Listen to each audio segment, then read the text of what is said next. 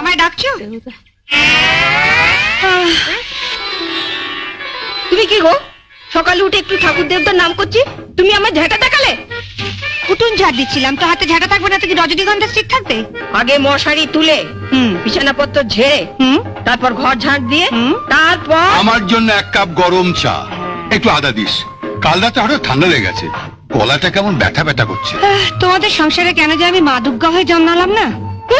হঠাৎ কথা বলছো না, মানে মা দুর্গা হয়ে জন্মালে আমার কেমন 10খানা হাত থাকতো।